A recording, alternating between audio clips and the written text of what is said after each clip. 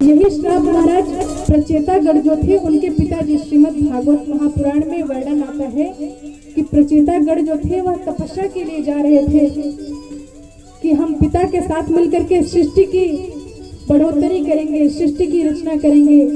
लेकिन नारद जी ने उनको बीच में ही उपदेश दे दिया और उन्होंने संन्यास लेकर के ठाकुर जी के प्रति अपना जीवन समर्पित कर दिया। तो प्रचेतागढ़ के जो पिता थे उन्होंने नारद जी को भी श्राप दे दिया। उन्होंने भी यही श्राप दिया कि नारद जी आप क्षण भर से ज्यादा किसी एक स्थान पर नहीं ठहर पाएंगे। लेकिन हमारे संत का यही नियम होता है कि सामर्थ्यवान रहते हुए भी वह प्रतिशोध नहीं चुकाता। यही संत का नियम है, यही संत के गुण हैं जो हर एक परिस्थिति में एक समान रहता है। ऐसा नहीं कि आपके पास आए तो आपके जैसी बातें करने लगे, किसी और के पास गए तो उसके जैसे, नहीं, बिल्कुल नहीं। संत हर एक परिस्थिति में एक समान रहता है। जब मैया देवहूति जी ने श्रीमद् भागवत महापुराण में जब कपिल उपाख्यान आता है तो उसमें जब मैया देवहूति जी ने पूछा कि महाराज, क्योंकि कपिल जी महाराज उनके ही पुत्र थे और ठाकुर जी ने ही कपिल अवतार लिया था, तो उन्होंने पूछा भगवान संत का हम संग तो करें लेकिन संत की पहचान कैसे हो? तो कपिल भगवान कहते हैं कि मां, संत की पहचान का सबसे बड़ा लक्षण यही है कि संत सब में एक भाव देखता है। संत का ऐसा मतलब नहीं कि वह धनवान के यहाँ गया तो उसको ज्यादा सम्मान देगा और गरीब के यहाँ गया तो उसको कम, बिल्कुल नहीं। संत सिए राम में सब जग जाने, करम प्रणाम जोर जुग पाने। वो पूरे संसार को सिए राम में देखते हैं, एक समान देखते हैं। तो इसलिए हमारे संतों का ऐसा अपमान करना बिल्कुल गलत है। अब संत को तो छोड़िए महाराज, इस समय में सोशल मीडिया क्या हो गया, इससे हमारे देवी देवताओं के अपमान किए जा रहे हैं, उनके नग्न चित्र डाले जा रहे हैं उस पर। बताइए, सोच करके एकदम दिल दहल जाता है कि अब क्या ही होगा इस संसार का। बताओ, यहाँ के जीवों के साथ तो करना ठीक था, हमारे देवी देवताओं का अपमान। और सबसे बड़ा कारण भी उसका यही है, वायरल होने के लिए लोग कुछ भी कर देते हैं आजकल। कोई ना कोई बात उठाएंगे जिससे वो वायरल हो जाए। लेकिन महाराज, वायरल होने के जमाने में अपने देवी देवताओं का अपमान थोड़ी ना करना है। लेकिन आजकल किसी में नहीं तो मानवता रही है, क्योंकि हमने बताया कि जैसे मनुष्य माँ के गर्भ से संसार में आता है तो सारी माया उसको जकड़ लेती है, तो वो भूल जाता है कि हमने ठाकुर जी को क्या क्या वचन दिए थे। और यहाँ पर के आकर के वह वही सारा कार्य करता है जो उसको बिल्कुल करने योग्य नहीं है, शर्म नहीं आती। और वही लोग तो शान से आजकल मुंह उठा करके अपनी चर्चाएं करते हुए समाज में घूमते हैं। मैं देखिए, त्रेता युग में, द्वापर युग में, सतयुग में तो राक्षसों का अवतार हुआ। कंस आया, हिरण्यकशिपु आए, हिरण्याक्ष आया, रावण आया, कुंभकर्ण आया। लेकिन इस कलयुग में है ना, सबसे बड़ा जो दुश्मन है हमारा, सबसे बड़ा दैत्य है, वो है मैं। ये सबसे बड़ा हमारा शत्रु है। जिसके अंदर मैं का अहंकार आ गया ना महाराज, उसको फिर कोई सुधार नहीं सकता। इसलिए अहंकार का त्याग करिए और ठाकुर जी में अपने मन को समर्पित करिए। तो आइए हम सभी एक बार ठाकुर जी के सुंदर नाम का उच्चारण करते हुए भजन श्रवण करते हैं।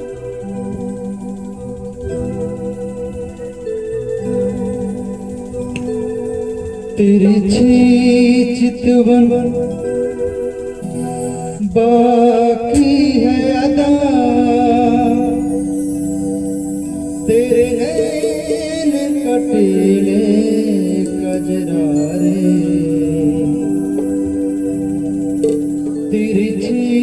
चितवन बाकी है अदा तेरे नैन कटीले कजरारे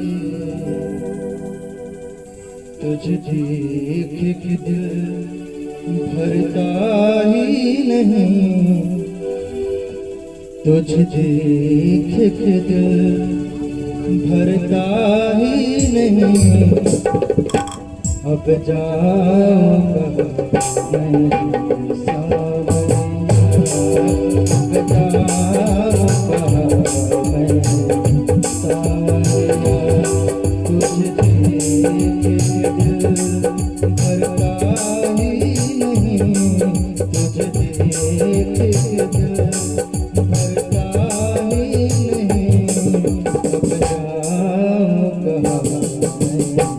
अब जाऊंगा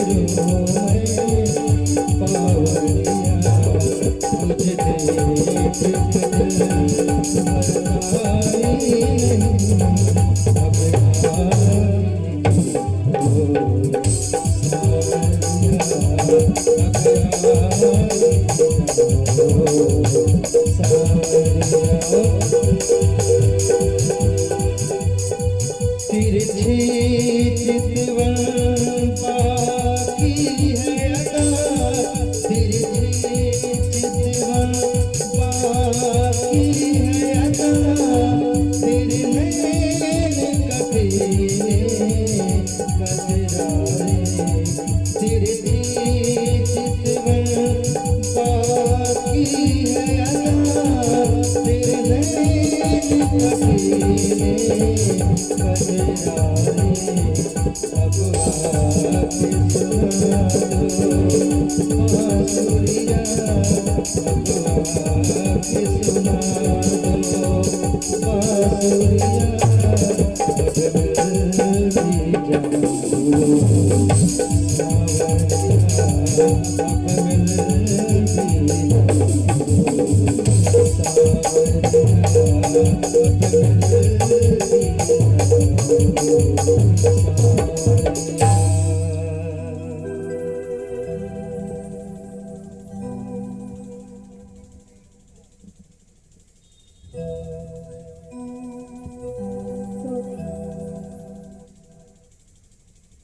बार जब ठाकुर जी मिल जाएंगे ना तो फिर कुछ नहीं चाहिए होगा।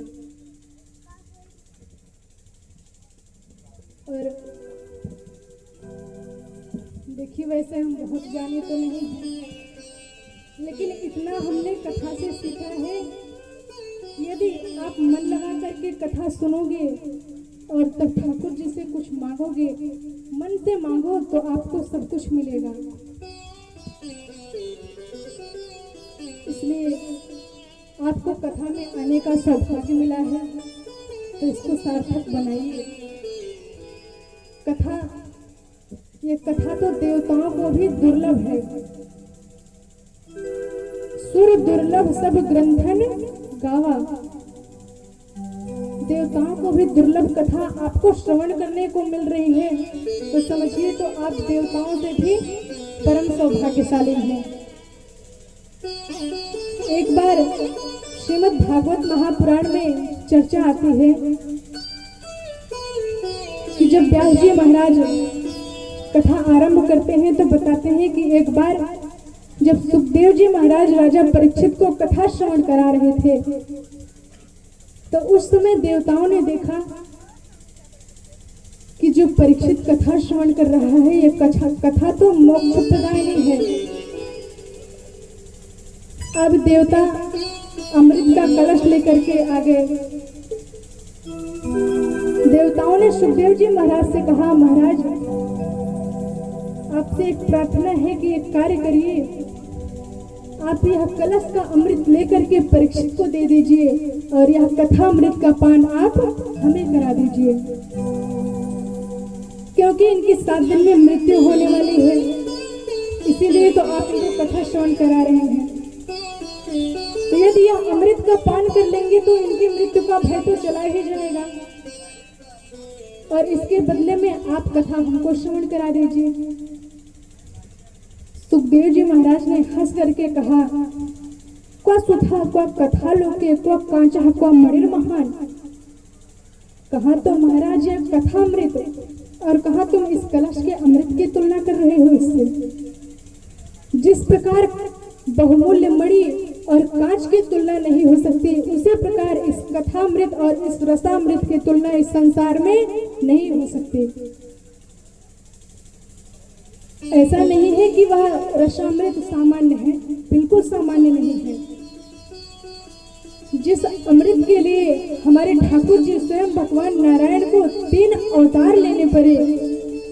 एक अवतार में वह वासुकी सर्प को पकड़ करके देवताओं के साथ मंदराचल पर्वत को मथानी बना करके मथ रहे थे, तो दूसरे अवतार में जब मंदराचल जमीन में धंसने लगा तो हमारे नारायण भगवान ने कच्छप अवतार लेकर के उसको अपनी पीठ पर धारण किया और जब मथा जा रहा था तो उस पर्वत का घूमना उनके पीठ पर उनको ऐसा महसूस हो रहा था जैसे उनको कोई खुजली कर रहा हो।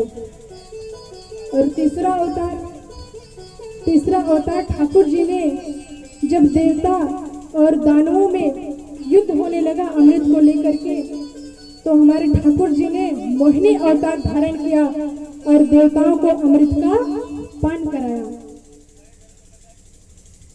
तो इसलिए वह अमृत भी सामान्य नहीं है, लेकिन सोचिए उस अमृत की भी तुलना में यह कथा अमृत सर्वश्रेष्ठ है।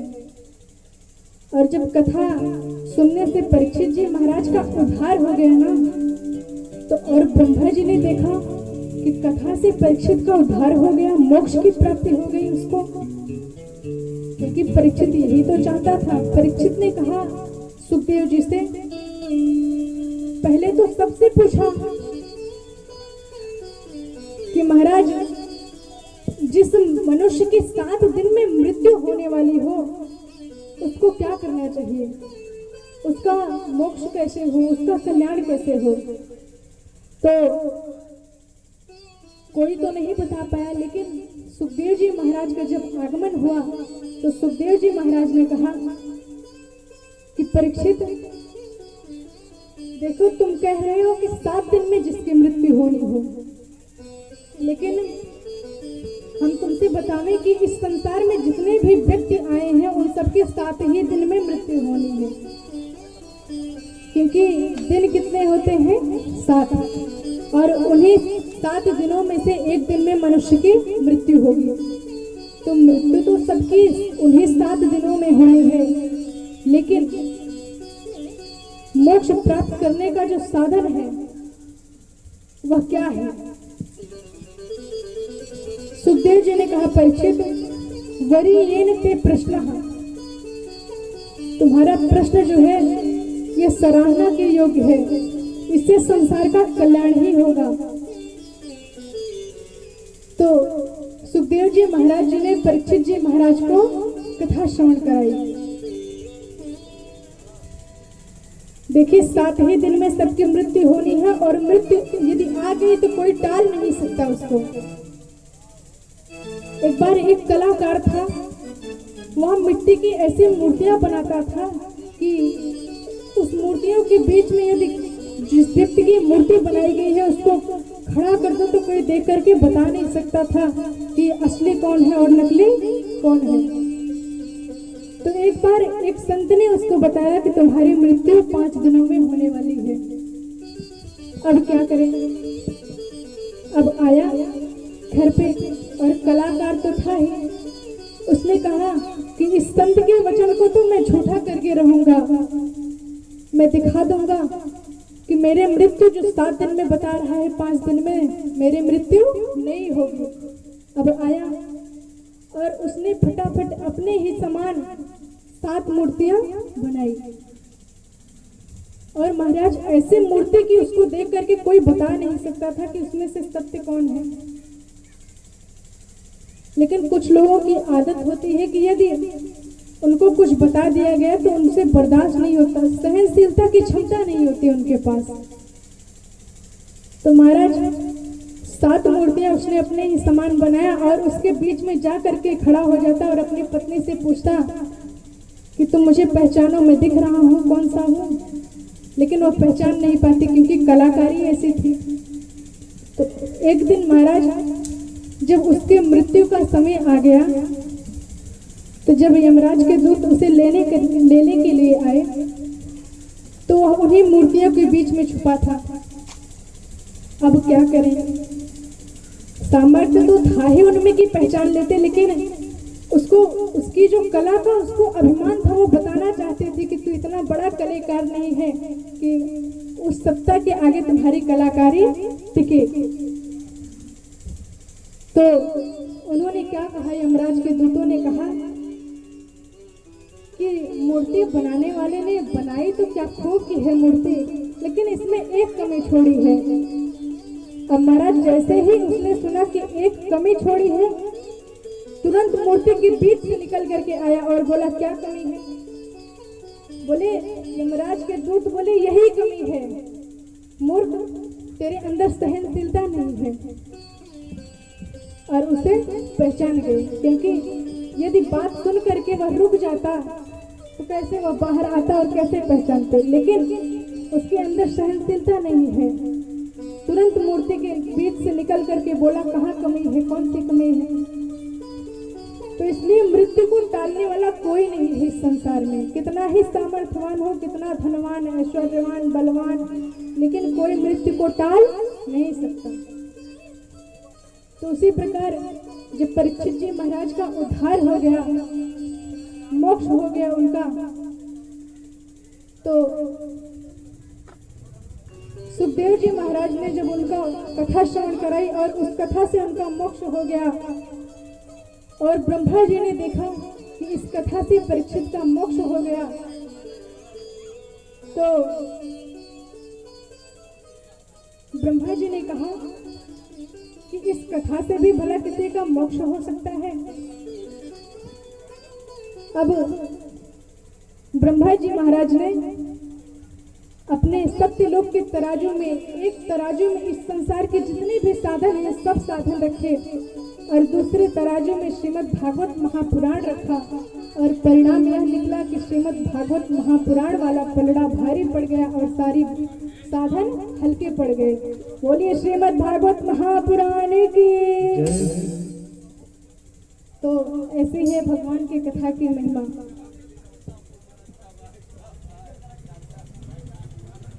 तो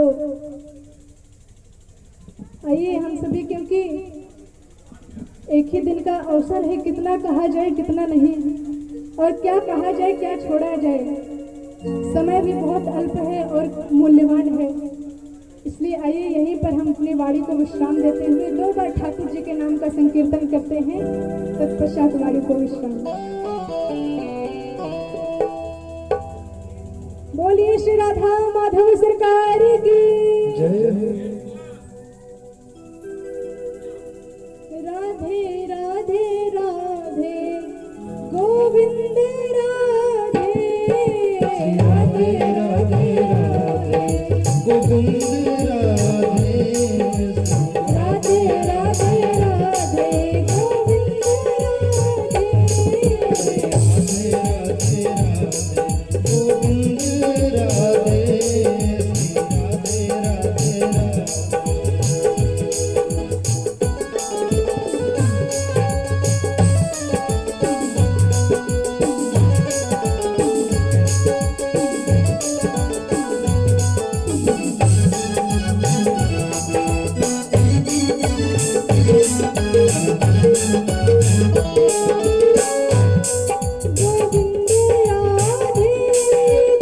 गोपाल राधे,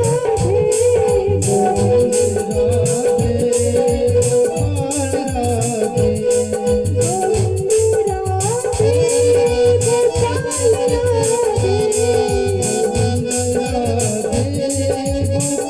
राधे, राधे राधे राधे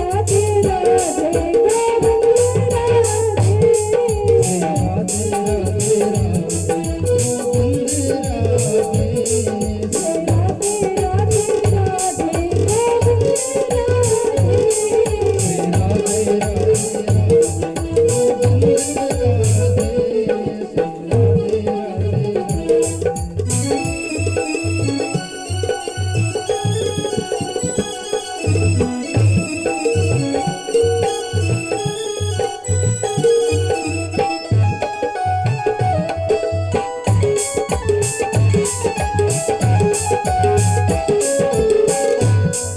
गोविंद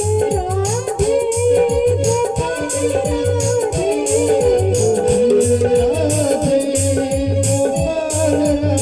राधे गोपाल राधे,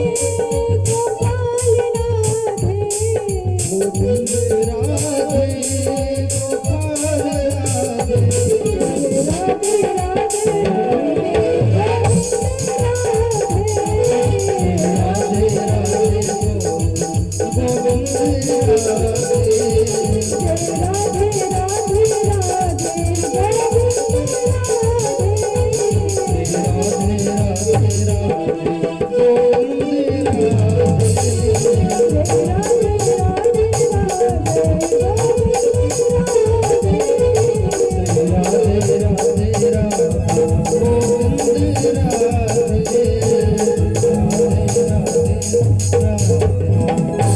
बोलिए श्री राधा गोविंद सरकार की, श्री वृंदावन बिहारी लाल की, श्री राधा रानी सरकार की, संत भगवान की, गुरुदेव भगवान की, यमुना महारानी की, श्री अयोध्या धाम की, सरयू महारानी की, नर्मदे महारानी की, श्री बरसाना धाम की, वृंदावन धाम की, नंदगांव की, जय जय श्री सीताराम,